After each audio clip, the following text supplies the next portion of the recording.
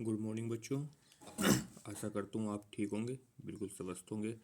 हमने बायोलॉजी की एक सीरीज शुरू की थी, उसमें आज का टॉपिक पढ़ेंगे हम डीएनए और आरएनए। बहुत अच्छा टॉपिक है, सभी एग्जाम में आता है, रेलवे हो या कोई दूसरा एग्जाम हो, सभी में आता है। शुरू करते हैं। डीएनए डीएनए होता क्या है? डीएनए के द्वारा एक पीढ़ी से दूसरी पीढ़ी में जो गुण जाते हैं, मम्मी पापा का बच्चों में जो गुण जाते हैं, आदतें, कलर, वो किसके द्वारा जाता है? डीएनए के द्वारा। ठीक है। शुरू में डीएनए की फुल फॉर्म पढ़ते हैं। डीएनए होता क्या है? Deoxy ribo nucleic acid. DNA एक न्यूक्लिक एसिड है। डीएनए में क्या? न्यूक्लिक एसिड पाया जाता है। न्यूक्लिक एसिड क्या काम करता है डीएनए के अंदर? कोशिका का निर्माण, जिसके अंदर जो कोशिका उसका निर्माण करता है। आनुवांशिक जानकारी का भंडारण, जो गुण है वे आनुवांशिक एक पीढ़ी से दूसरी पीढ़ी में जाने के, उसका भंडारण किसके अंदर होता है? न्यूक्लिक एसिड के कारण। यही न्यूक्लिक एसिड प्रोटीन के साथ मिलकर क्रोमोसोम का निर्माण करता है। क्रोमोसोम क्या होता है? क्रोमोसोम होता है एक प्रकार का, क्रोमोसोम को बोलते हैं गुणसूत्र। गुणसूत्र का क्या काम होता है? एक पीढ़ी से गुण दूसरी पीढ़ी में लेकर जाना। आगे बढ़ते हैं। यह पाया कहाँ जाता है?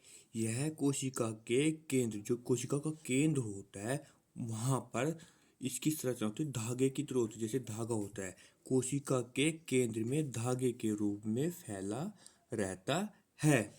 डीएनए के डीएनए की कुछ मात्रा केंद्र के अतिरिक्त, केंद्रक में तो पाया जाता है डीएनए, लेकिन केंद्र के अतिरिक्त कहाँ कहाँ पाया जाता है? माइटोकॉन्ड्रिया में पाया जाता है, क्लोरोप्लास्ट में भी पाया जाता है। माइटोकॉन्ड्रिया मैंने इससे पहले लेक्चर में पढ़ाया, आप जाकर वहाँ देख सकते हो। क्लोरोप्लास्ट मैंने पढ़ा, क्लोरोप्लास्ट को हरित लवक बोल देते हैं।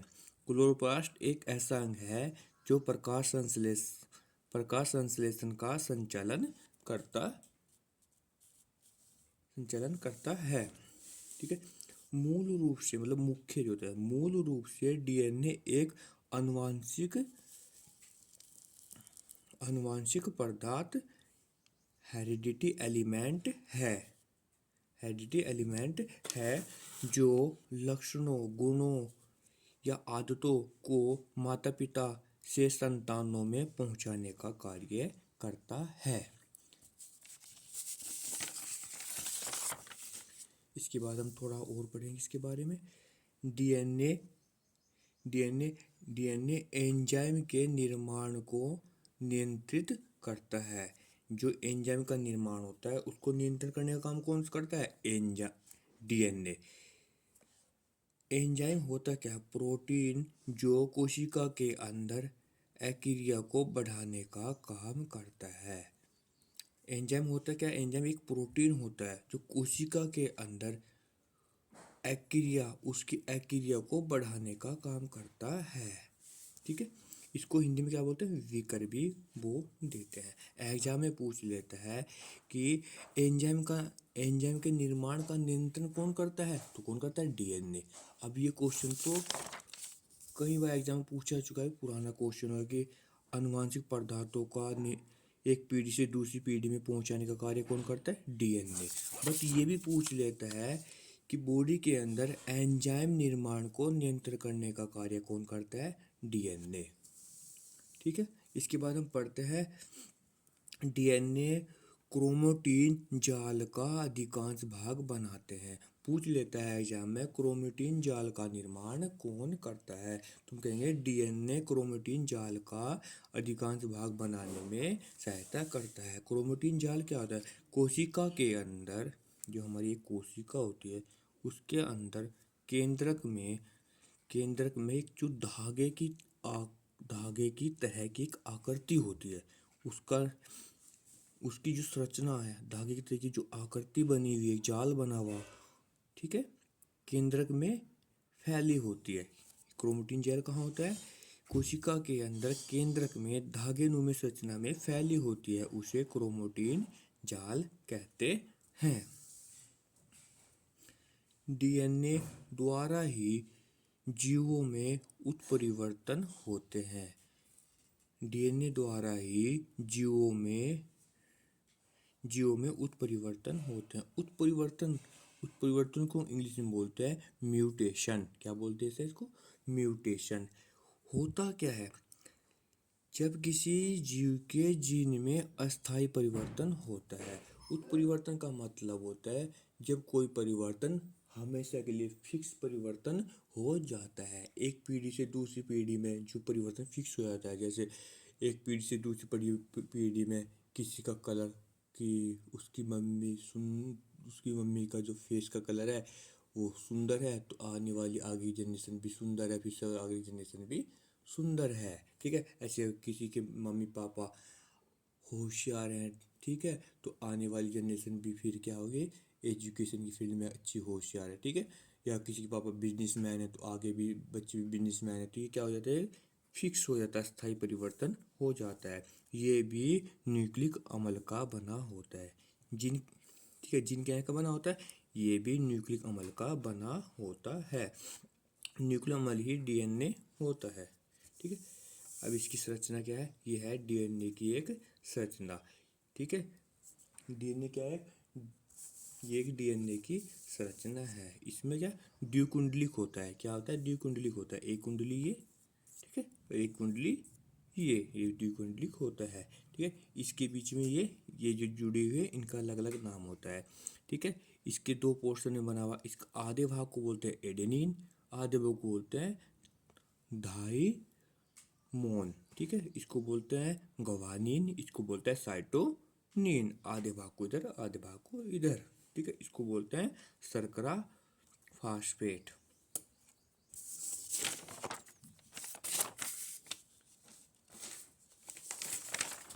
ये डीएनए का टॉपिक हमारा कंप्लीट हो गया। ठीक है, अब हम पढ़ते हैं आरएनए के बारे में। आरएनए क्या होता है? आरएनए की फुल फॉर्म है राइबो न्यूक्लिक एसिड। ठीक है, कभी कभी किसी एग्जाम में आरएनए की फुल फॉर्म भी पूछ लेता है। ठीक है, आरएनए का मेन रोल होता क्या है? आरएनए का हमारी बॉडी के अंदर प्रोटीन का निर्माण करना। हमारी बॉडी के अंदर प्रोटीन का निर्माण कौन करता है? आरएनए। डीएनए का मेन रोल क्या होता है? एक पीढ़ी से दूसरी पीढ़ी में आनुवंशिक गुणों का आदान प्रदान करना। ठीक है, थोड़ा इसके बारे में पढ़ते हैं। ठीक है, ये पाया कहाँ जाता है? आरएनए कोशिका द्रव्य में बिखरा रहता है। कहाँ पर बिखरा होता है? कोशिका द्रव्य में। कोशिका द्रव्य किसे कहते हैं? ये मैंने इससे पहली हेडिंग में, इससे पहले जो वीडियो है जो मैंने बनाई थी कोशिका के बारे में, कोशिका संरचना के बारे में, उसमें पढ़ाया है। ठीक है, वहाँ पर बिखरा होता है। यह एक कुंडलित संरचना है। एक कुंडली मतलब जैसे डीएनए में मैंने पढ़ाया आपको, ये देखो, ये क्या है? डबल कुंडली। एक कुंडली ये, दूसरी ये वाली। उसमें सिंगल एक ही होती है, जैसे ये सिंगल एक ही है, ये क्या है? सिंगल होती है इसमें। ठीक है, इसको बोलते हैं एकल कुंडलित संरचना है। यह मुख्य रूप से प्रोटीन निर्माण की प्रक्रिया में भाग लेता है, मतलब प्रोटीन बनाने का काम होता है इसका।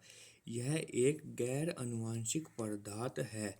यद्यपि मतलब गैर आनुवंशिक पदार्थ होता है, मतलब यह आनुवंशिक पदार्थ नहीं है। इसका काम एक पीढ़ी से दूसरी पीढ़ी में आनुवंशिक गुणों को पहुंचाना नहीं है, लेकिन कुछ रियर सिचुएशन है। यद्यपि यह कुछ वायरस में आनुवंशिक पदार्थों की तरह कार्य करता है। किसमें? वायरस में आनुवंशिक पदार्थों की तरह कार्य करता है, जैसे टोबैको मोजेक वायरस। इस वायरस में क्या है? आनुवंशिक पदार्थों की तरह कार्य करता है।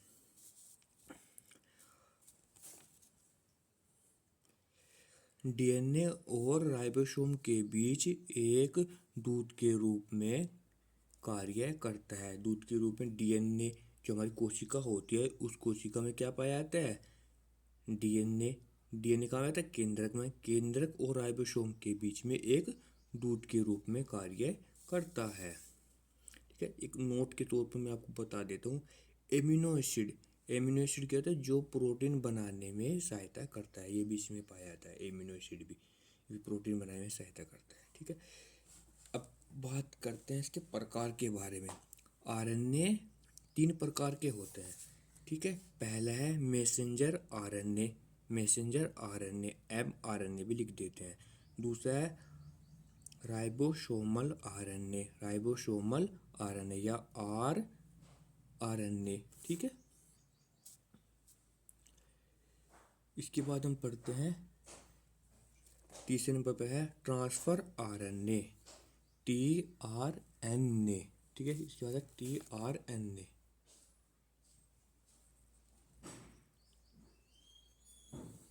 ठीक है, इसके बाद पढ़ते हैं तीसरा ट्रांसफर आरएनए, टीआरएनए। एक एक करके इनकी टाइप को पढ़ते हैं। ठीक है, पहला है mRNA, जिसको बोलते हैं संदेश वाहक या दूत आरएनए। संदेश वाहक का कार्य क्या होता है? संदेश को एक जगह से दूसरी जगह तक पहुंचाना। अब देखो, संदेश वाहक आरएनए ऐसा आरएनए है जो डीएनए से प्राप्त आनुवांशिक सूचनाओं को राइबोसोम तक पहुंचाता है। ये आरएनए क्या करता है? डीएनए से जो भी हमें सूचना या आनुवांशिक गुण प्राप्त होंगे, उस आनुवांशिक सूचना को राइबोसोम तक पहुंचाता है। ठीक है, जो आनुवांशिक सूचनाओं को डीएनए से राइबोसोम तक पहुंचाता है उसे बोलते हैं संदेशवाहक। ठीक है, जहाँ पर प्रोटीन का निर्माण होता है, राइबोसोम में तो प्रोटीन का निर्माण होता है, तो वहीं तक इसे पहुंचाता है। इसलिए जेकब एवं मिनार्ड ने, दो साइंटिस्ट रहे, इन्होंने इसको क्या कहा? mRNA नाम दिया। नेक्स्ट पढ़ते हैं कोशिका द्रव्य। दिख रहा है सभी को? कोशिका द्रव्य में पाए जाने वाले कुछ आरएनए का 3 से 5% भाग संदेशवाहक होता है। जो कोशिका द्रव्य में टोटल जो आरएनए होता है उसका 3 से 5% क्या होता है? mRNA होता है। सेकंड नंबर पर पढ़ते हैं राइबोसोमल आरएनए। राइबोसोमल के अंदर पाए जाने वाले आरएनए को ही आरएनए कहते हैं। इसे घुलनशील आरएनए भी कहते हैं। इसकी मात्रा सबसे अधिक होती है। एक कोशिका में इसकी मात्रा क्या होती है? सबसे अधिक होती है। जो हमारा राइबोसोमल होता है आरएनए, इसकी मात्रा कितनी होती है? सबसे अधिक होती है। कितनी? 80% इसकी मात्रा होती है। एक कोशिका के अंदर जो केंद्रक होता है वहाँ पर जो पाया जाता है, 3 प्रकार के होते हैं, तीनों में से ये सबसे ज़्यादा पाया जाता है। ठीक है, इसके बाद तीसरे नंबर पर जो पढ़ते हैं ट्रांसफर आरएनए। नाम से पता चला ट्रांसफर, कुछ ट्रांसफर हो पढ़ते हैं। इसे सोल्यूबल आरएनए भी कहते हैं। कोशिका में लगभग 100 प्रकार के टीआरएनए पाए जाते हैं। यह कुल कोशिकाएं आरएनए का लगभग 15% भाग का निर्माण करता है। पहला कितना पाया जाता है? 3%।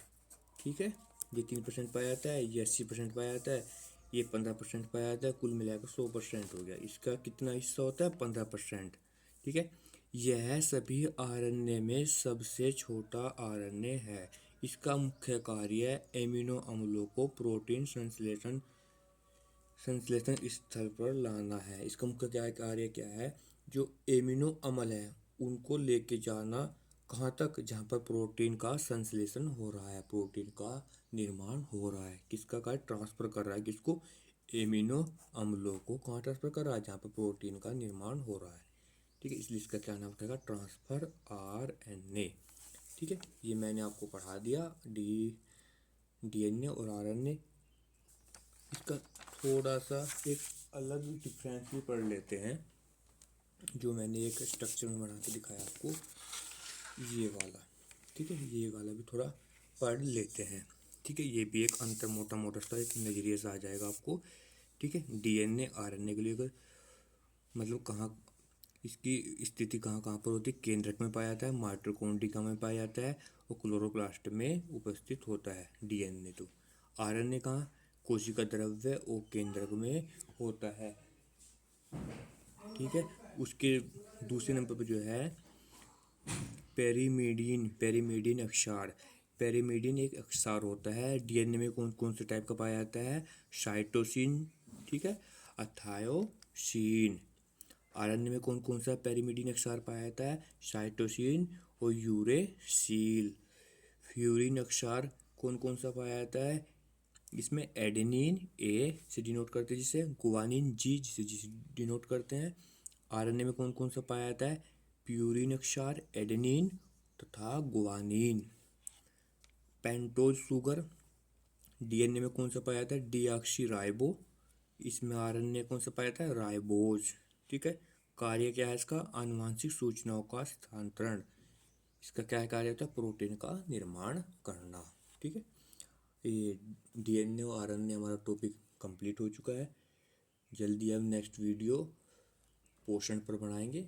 ऐसे धीरे धीरे करके हम अपनी बायोलॉजी के सभी टॉपिक कंप्लीट कर लेंगे, और फिजिक्स के भी, केमिस्ट्री के भी। और इसी के साथ साथ अब मैं करंट अफेयर की वीडियो भी डाला करूँगा। मंथ में पर वीक आया करेगी, फिर पूरी एक मंथ की वीडियो आया करेगी करंट अफेयर की। अगर आपको मेरा सेशन पसंद आता है इसको लाइक कीजिए, कमेंट कीजिए और अपने दोस्तों के साथ शेयर कीजिए। Thank you.